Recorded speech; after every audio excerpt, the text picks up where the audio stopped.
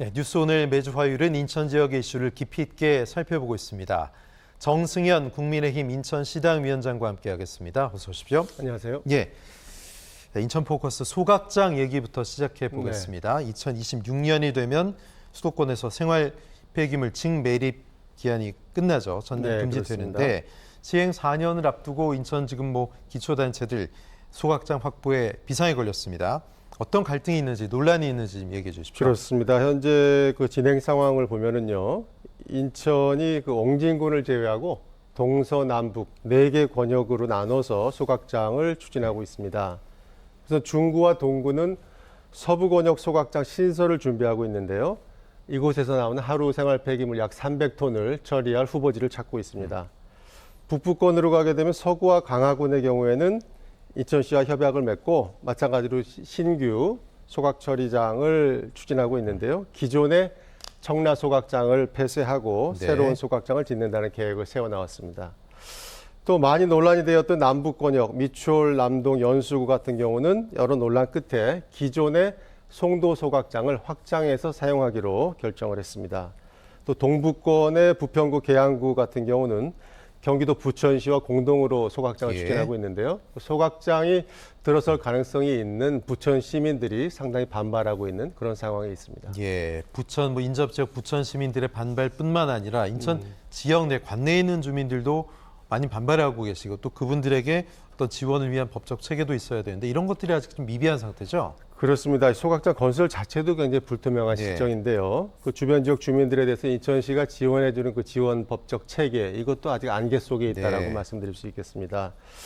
우선 그 주민 편의 시설을 건립을 해서 인센티브를 주민들에게 제공하겠다는 목표 자체만 세워놓은 상황인데요.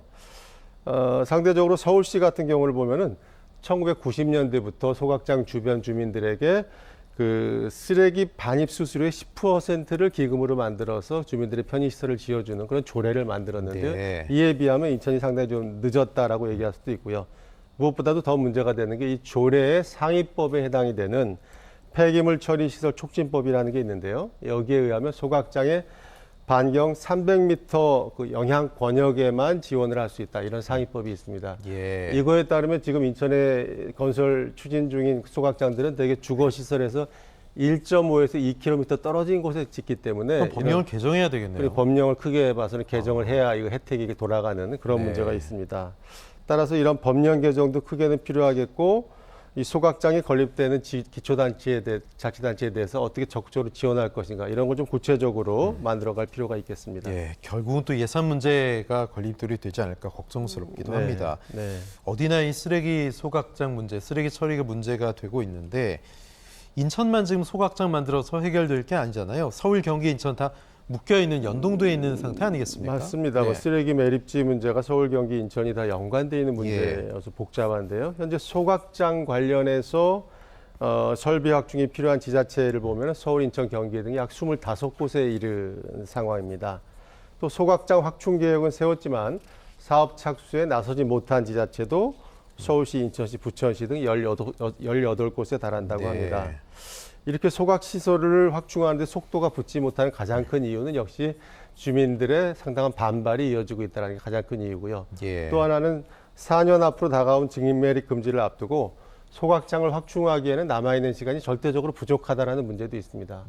이런 거를 감안해서 보았을 때 결국 해법을 찾아야 되는데 지자체와 시민 양쪽에서 보다 좀 획기적인 인식 전환이 필요하지 않을까 생각을 합니다. 우선 지자체에서는 이 시설 안전에 대해서 비용을 아끼지 말고 보다 전폭적으로 투자를 해야 되고요. 또 주민 설득을 위해서 인센티브를 좀 확대해야 되겠다 이런 생각이 들고요. 우리 시민들의 생각에 있어서도 이 곳곳에 시설을 설치하기보다 광역 시설을 설치해서 서로 분담하는 것이 합리적이고 보다 안전할 수 있다는 거죠. 비용도 적게 들고. 그러한 의미에서 우리 지역에만 손해가 끼치게 된다 이런 생각을 좀 버리고 보다 좀 큰 틀에서 협력할 필요가 있지 않을까 생각을 합니다. 주민도 지자체도 참 풀리기 어려운 실타래인데 하나둘 좀 차근차근 풀어 나가길 기대해 보겠습니다. 자, 인천 포커스 이번엔 경인 고속도로 지하화에 대해서 얘기해 보겠습니다. 그야말로 매번 선거 때마다 공약으로 내세워졌던 부분이고 드디어 이뤄지는 건가 하는 기대를 이번 한껏 키우고 있습니다. 정부와 경기도 인천시가 협의체를 띄웠다고요? 그렇습니다. 뭐 잘 아시다시피 경인고속도로가 1968년에 건립된 우리나라 최초의 고속도로 네. 아니겠습니까?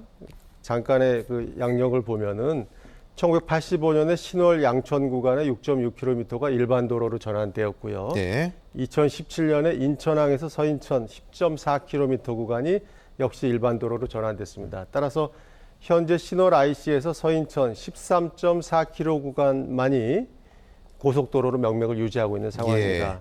따라서 이러한 상황에서 이러한 그 고속도로 지하화를 위해서 인천시와 경기도 국토교통부가 3자 협의체를 구성했다고 합니다. 이 세 개 기관 중심으로 현재 예비 타당성 조사가 진행 중인데요. 네. 인천 서울 지하고속도로 건설 사업의 차질 없는 추진을 이 세 개 기관이 약속을 했다라는 게 최근 뉴스로 나왔고요.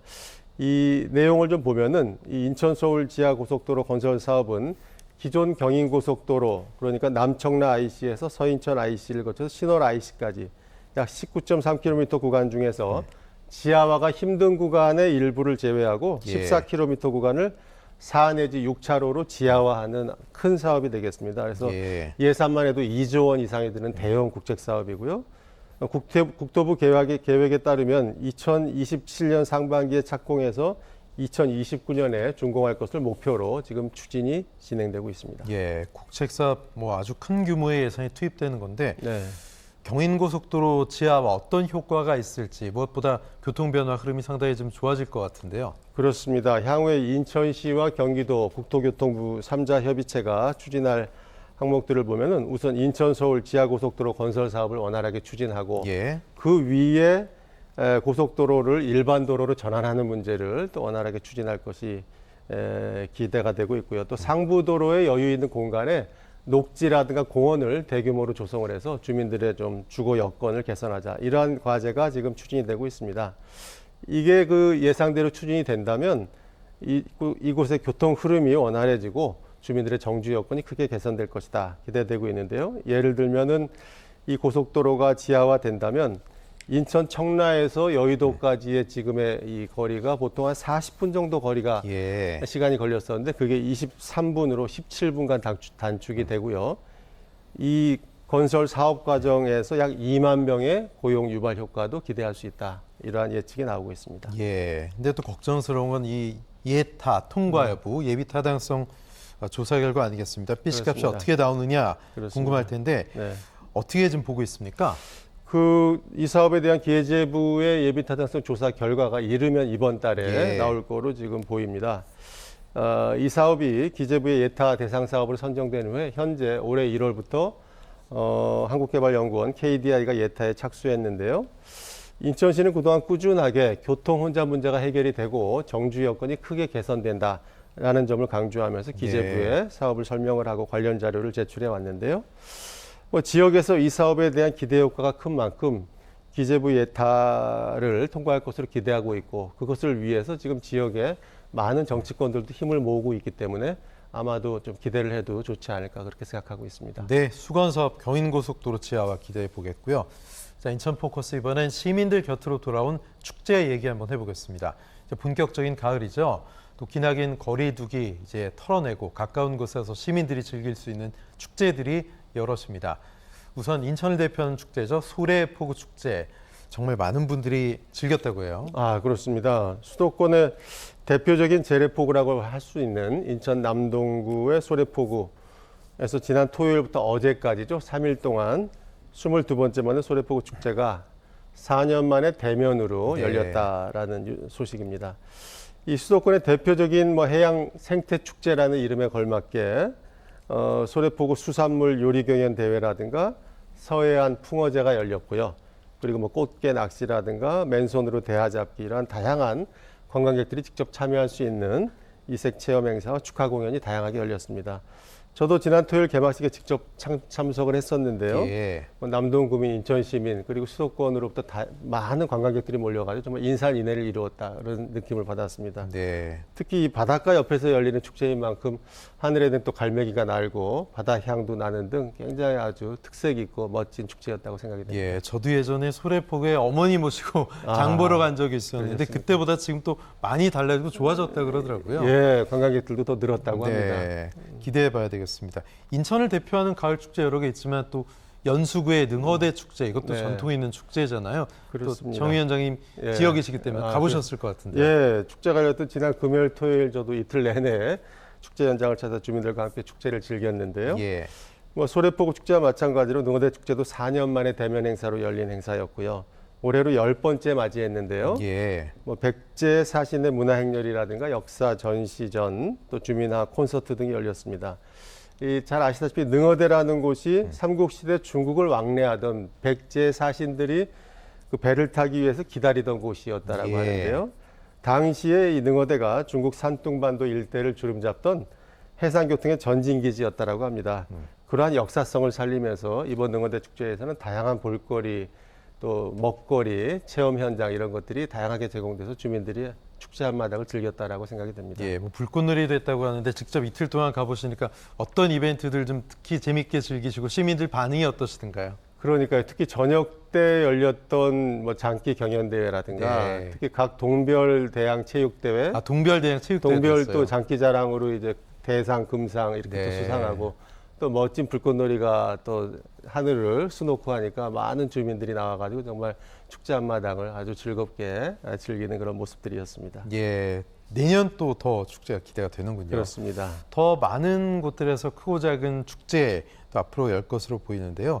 사실 지역 축제라는 거는 그야말로 지역 잔치잖아요. 그렇습니다. 예, 지역 경제에도 긍정적인 영향력을 줄 수 있을 것이고 그렇지 않아도 가뜩이나 경기 침체 얘기가 나오고 네. 있는데 어떤 효과들이 있다고 보십니까? 그러니까 이 두 축제를 통해서 한번 본다면 능어대 축제 자체는 송도 달빛공원과 능어대 예. 공원에서 이틀 동안 열렸는데 정말 수많은 연수구민들과 인천 시민들이 참석을 해서 즐겼고요.